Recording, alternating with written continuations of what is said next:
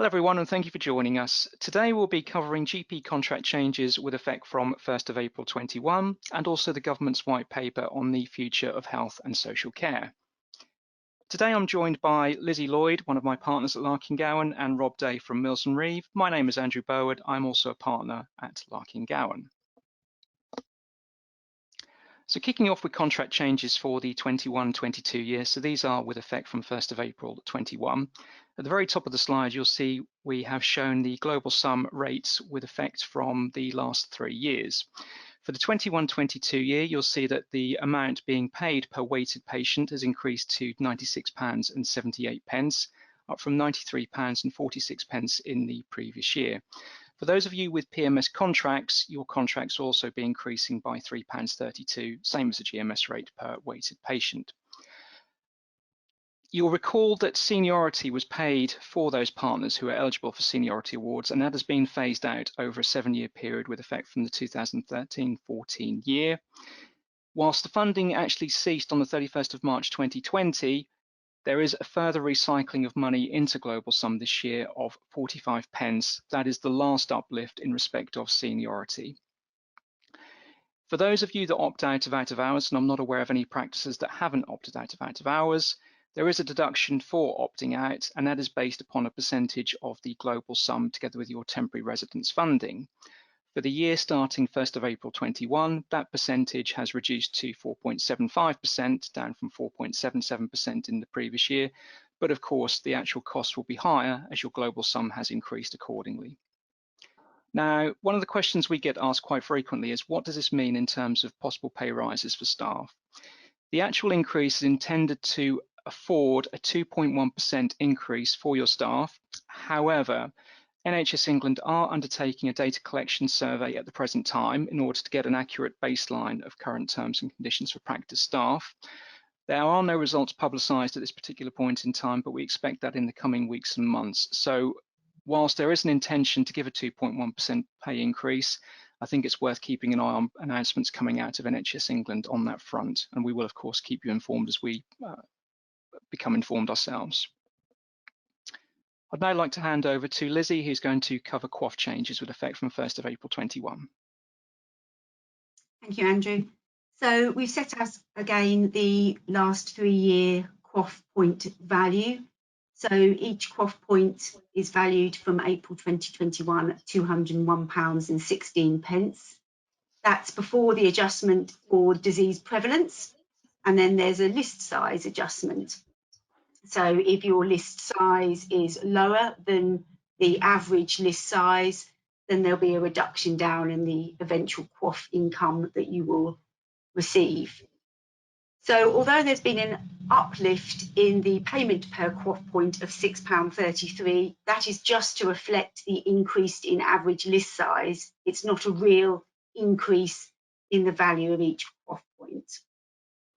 There has, however, been more quaff points, or more points put into quaff from April 2021, an extra 68 points. Now, most of those points come from some substantial changes to the vaccination and immunisation programme, which I'll cover on the next slide. There has also been a reintroduction and introduction of some new indicators for serious mental illness and cancer care. But also there's been a retirement of some flu points, which now move into the Investment and Impact Fund. So that's your PCN quaff. And as you may be aware, the funding that's transferring into that over the next few years is expected to ramp up. For 2020-21, so the year that's now ended, there were some income protection points because of the pandemic. But from April 2021, it's a full restart of quaff. So as we understand it, there's no further income protection. Disease prevalence records will need to be maintained in full. Next slide, please, Andrew. So yes, coming on to the childhood immunisation changes. So as long as I can remember, which is, well, it's not for me apparently 30 years, but that's how long the target payment system has been in place for payment of the age 2 and age 5 childhood immunisations, which were at 70 and 90% were the targets.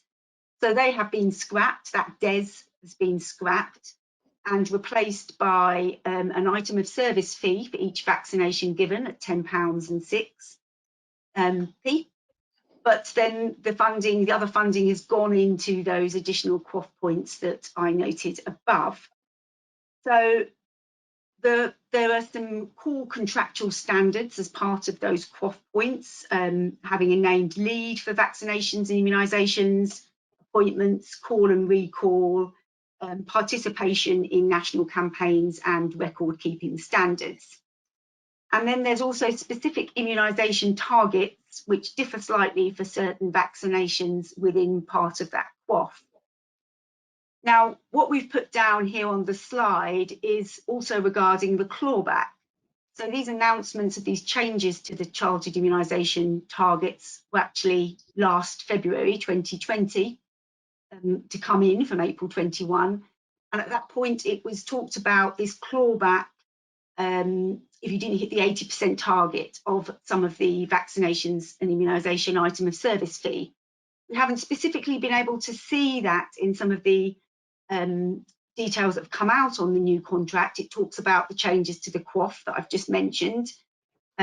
We haven't seen the full statement of financial entitlements, so we will update probably via blog if you keep an eye on our website once we know anything more for definite on that.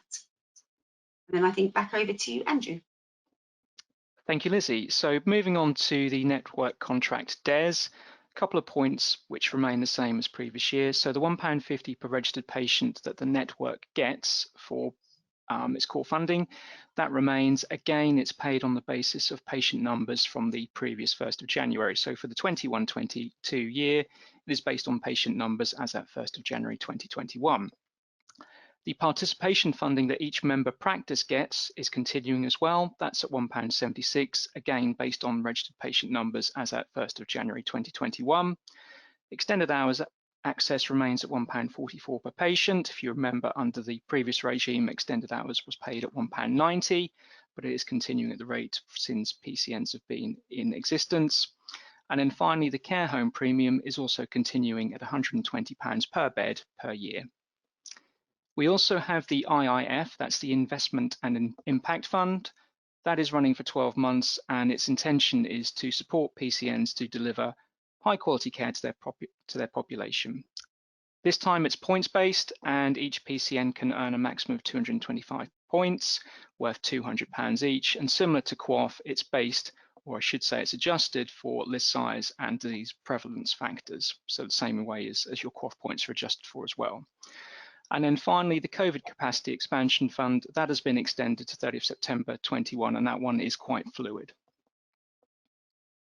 I'll now hand over to Lizzie again, who's going to cover the ARRS.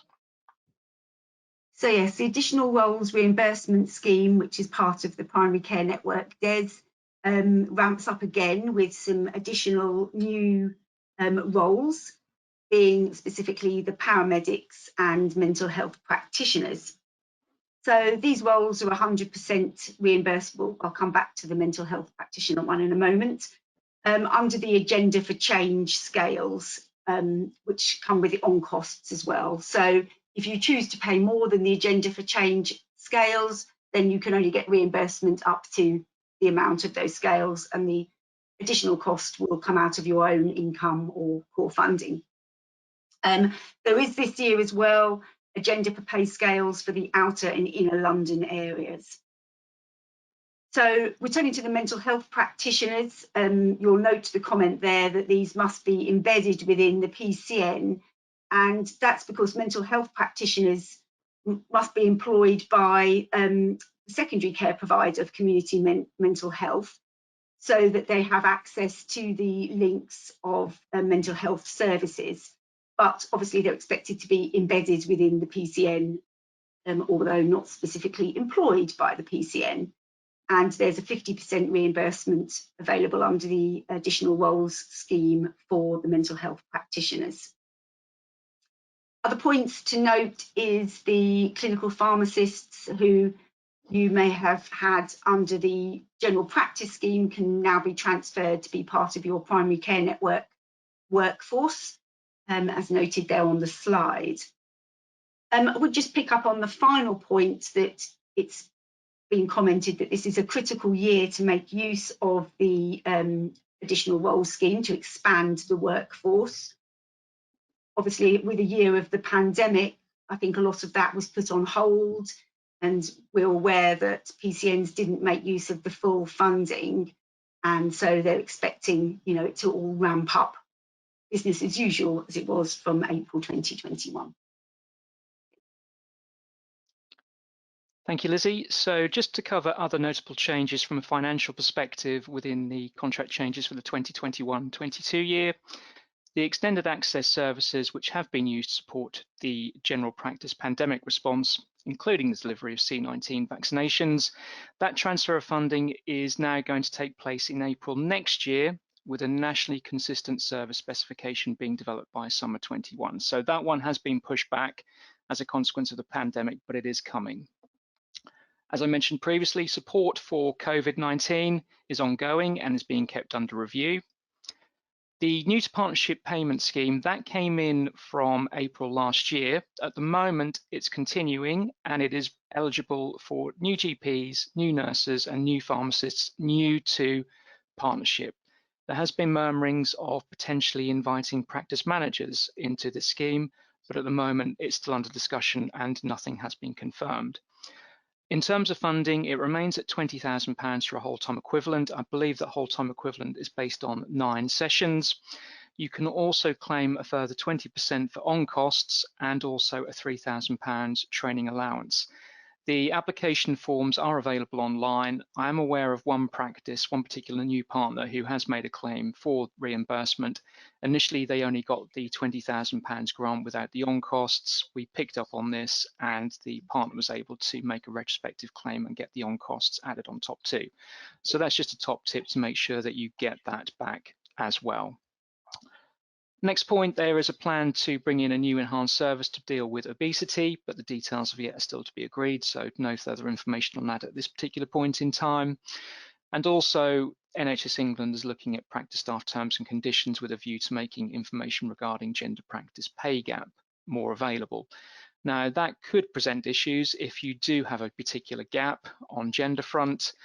So that's just something to watch this space and make sure that you are compliant. And we will, of course, assist you with that as necessary.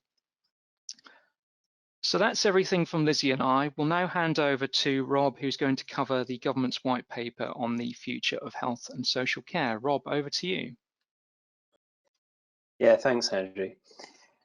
So for my section of the presentation today, it's really a bit of horizon scanning. A lot of the stuff which has come out in relation to the white paper, which was released in February, which, as the slide suggests there, was entitled Integration and Innovation, Working Together to Improve Health and Social Care for All, is not going to be a surprise to many. It builds on the NHS long-term plan, a lot of the steps that have been put in place as a result of that long-term plan itself. However, there are some core themes which we thought it would be useful to at least identify, so there's a sort of a realization of the direction of travel and some likely changes that will which will flow through from the legislative change that will be put in place to implement the white paper. So they are promoting integration, reducing bureaucracy, and effectively ensuring more accountability when it comes to the provision of care. So looking at those core themes in turn, so the first one there is promoting integration, and that can be split down in various different strands, but core to those are, and I'll start with the first of those, is integrated care systems. Now, I'm sure a lot of you that listen to this presentation know that ICSs are not new concepts. But to recap, and it's useful to recap because it effectively builds on what's in place already, they're effectively a partnership that brings together providers and commissioners of NHS services across a geographical area, with local authorities and other local partners to collectively plan and integrate care to meet the needs of their population. That's a summary given by the King's Fund. So what does this actually mean? Effectively, what it's looking to do is bring together all the relevant parties within any geographical patch in order to plan and ultimately deliver and have delegated authority to do so when it comes to health and social care. So as an idea, effectively, ICSs are a system which is made up of systems itself. So effectively, it's systems within a system. Now, in relation to that as a concept, there are three common terms which are used to explain the different levels which exist within any ICS. So the first is system level. So this is effectively the overarching level of any ICS. It covers populations of 1 to 3 million, and they effectively have overall responsibility when it comes to strategy, allocating resources, and ensuring delivery occurs. Then at the level below that, you have place level. So this is populations of between 250,000 to 500,000. In relation to all of these sort of indications of population levels, they're just an indication which has been given. In relation to place level, whilst it's not always the case, it's not uncommon for them to be coterminous with your council or borough, local borough. So when you're looking at place level, think along those sorts of scales.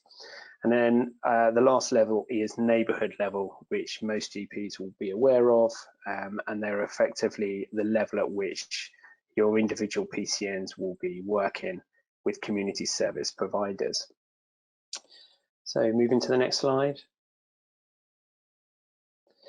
So in relation to the ICSs, what does the white paper effectively indicate will occur? So as a starting point, ICSs will be recognised in law as statutory bodies in their own right. Now this is important as a result of becoming statutory bodies. They will effectively be responsible for commissioning and delivery of health and care services within their patches, their geographical patches. So what that effectively means is the functions of the CCGs will be subsumed by the ICSs. So CCGs will no longer exist, they'll be abolished. And ICSs will effectively be given the care budgets and allocations for their geographical area. So they effectively will become the commissioners.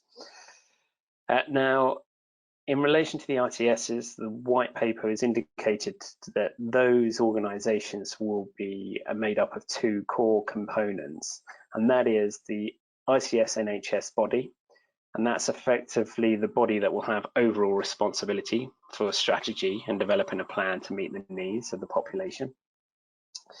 Now, in relation to that body, it's effectively going to consist of a board which will, as mentioned on that slide there, be made up of a minimum of a chair, a chief executive, and representatives from NHS trusts, general practice, local authorities. Now, it doesn't go on to say how effectively those representatives will be determined or established. So it's likely to be that that will be down to local determination, as will be any other members which the relevant ICS wishes to place on the board itself. Now, the second component will be a health and care partnership. Now, from their perspective, they'll be more responsible for developing a plan to address health and social care needs in the system within which they work. And the idea being is that they feed into a plan bottom up. The NHS body needs to have reference and regard to that plan when effectively setting its strategy. So next slide, please, Andrew. So in relation to promoting integration, the other two core things away from ICSs, which I thought I'd touch on, is this mention of a duty to collaborate. Now, it's okay saying that we're looking to create wide-scale integration when it's only NHS bodies and those working within the NHS that are under a duty to collaborate. We all know that for effective health and social care to be delivered, there needs to be a much broader approach. And as a result, the white paper makes reference to the fact that they wish to create a legal duty that's not only going to be placed on all NHS organisations, but on local authorities as well. And that legal duty will be a duty to collaborate with one another in order to achieve integration and serve the health and care needs of their respective populations. Now, the other point there is one of data. Now, there is mentioned within the white paper there that there is a desire to ensure that data is capable of being used and shared within the system, where it's in the benefit or where it will benefit the individuals, the system as a whole, or the locality. Now, to achieve this, what this will require is a greater level of data sharing, first of all, but also more alignment when it comes to the way in which data is actually shared and stored. And as a result of this, and in recognition of that fact, the white paper refers to the fact that the Secretary of State will have the ability to mandate standards for how data is going to be collected and stored. And the idea being that as a result of those mandated standards, or the flow of data can occur more readily and easily across the system if it's deemed necessary. Next slide, please. So the next core point or theme from the white paper is this concept of reducing bureaucracy. Now, in relation to the reduction of bureaucracy, two things really jump out. One is competition, which doesn't necessarily impact on general practice day to day, but the white paper refers to the fact that the CMA, so the Competition Market Authority's oversight of mergers of foundation trusts, is to be removed, and it's anticipated that ICTS will effectively apply to the Secretary of State when it comes to the creation of any new trusts and/or trust mergers. Following on from that and this idea of reducing bureaucracy, NHS England improvements, and they will be a merged body, will no longer have competition functions and will no longer have a general duty to prevent anti-competitive behaviour. Now, that's not to say that providers within the NHS will be given free range to do what they want, but the exact regime that will replace it remains unclear at this stage. Only that they do wish to bring it within the NHS umbrella, so to speak, and reduce the bureaucracy which certain providers are facing at the moment. The more relevant issue when it comes to reducing bureaucracy is probably going to be procurement. Now, the intention under the white paper is that clinical services are going to be excluded from the public contract regulations.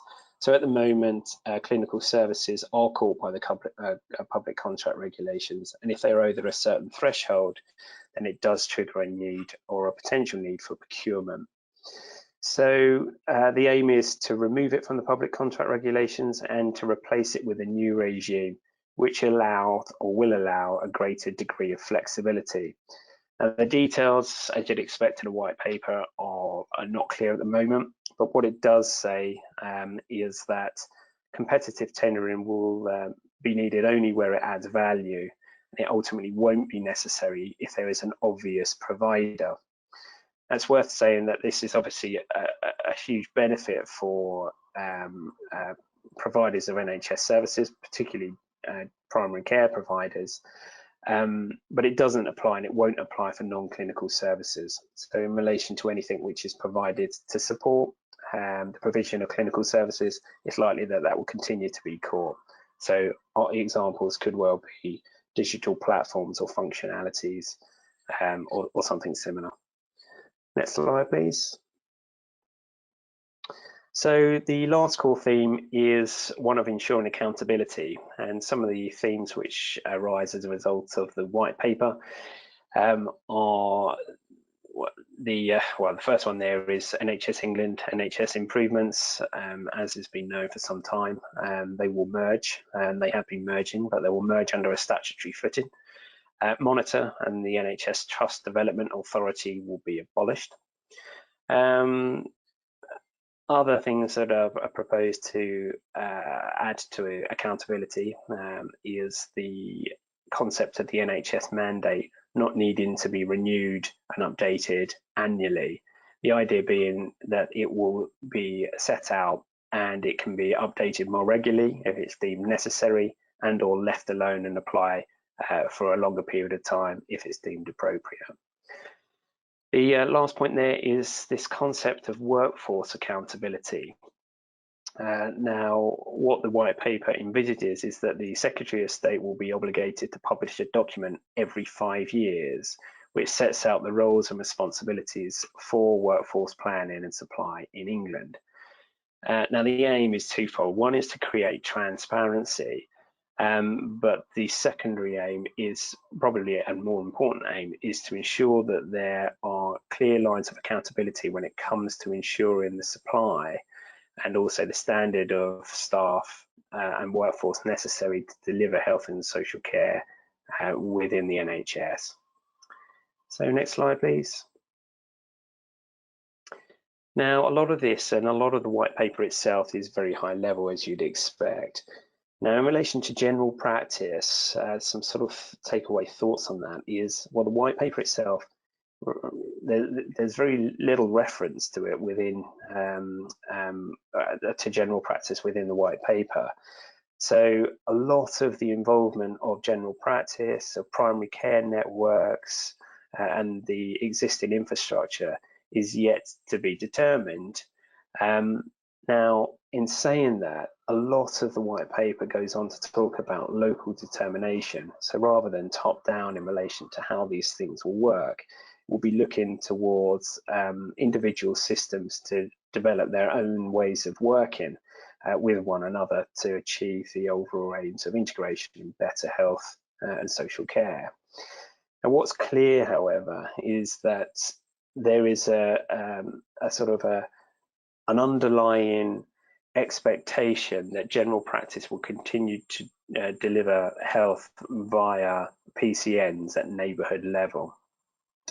What that does mean, though, is there are a number of unanswered questions. Now, some of those have been put on this slide here. One of the key things which we're already seeing, which is challenging certain systems that are looking at certain places looking to put in place ICSs, or at least create the framework, is how will general practice itself be represented at all levels of the ICS. So, you know, there's this reference to the fact that general practice and GP practices will be represented at the NHS body level on their board, but how is that representation actually determined? So from individual practice level up to PCN level to its practice level, so moving up the pyramid to then system level, at what stage and how is general practice going to come together and agree how that representation is determined? Other points which have been raised, and I know that the BMA has raised these as issues which need to be resolved and made clear within any ultimate plans when it comes to implementing these proposals, is around the finances for general practice and primary care being ring-fenced within the budgets which were effectively allocated to the ICSs. The next point, another one that the BMA is very animated about and wants to ensure, is the continued recognition and preservation of the independent provider status of GPs. And also the need to ensure that there are various safeguards in place to ensure that there's sufficient clinical oversight when it comes to developing plans, certainly at system level and place level. But, you know, there are unanswered questions here, but I would say there's going to be clear opportunities for general practice, certainly when it comes to working at place level and obviously its neighbourhood levels. With the relaxation of bureaucracy, you can well see that practices, certainly at PCN level, whether through their own provider arms or as contractual JVs, will be in a good place to win contracts to deliver more an increased level of services within their locality if they choose to do so. So that's it from me. I'll hand back to Andrew. Thank you very much, Rob. Well, that concludes our presentation today. We hope that you've all found that particularly informative and useful. As always, any queries, please do contact one of us. Our website is listed there below, as is Rob's contact details at Mills Reeve. So thank you very much. Have a good day.